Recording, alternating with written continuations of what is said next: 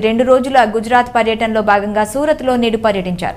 Surat air force terminal ను కూడా ప్రారంభించారు. సూరత్ లో 3400 కోట్లతో 35.54 ఎకరాల స్థలంలో నిర్మించిన ఈ భవనం వజ్రాల వ్యాపారానికి ప్రపంచ కేంద్రంగా మారనుంది. డైమండ్ బోర్డ్స్ ప్రపంచంలోనే అతిపెద్ద ఇంటర్ కనెక్టెడ్ భవనం. దాదాపు 4500 కార్యాలయాలను కలిగి ఉన్న ఈ భవనం పెంటగాన్ లో ఉన్న భవనం కంటే పెద్దది కావడం విశేషం.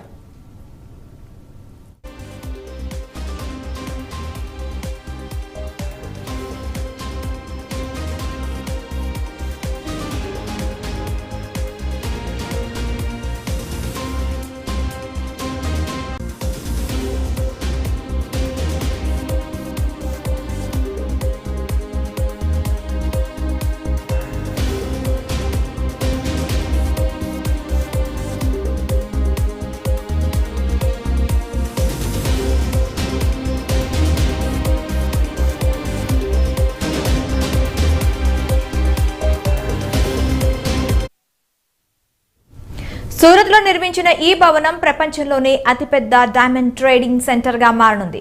రత్నాల రాజధానిగా పేరొందిన సూరత్ లోనే 90% వజ్రాలు తయారవుతాయి.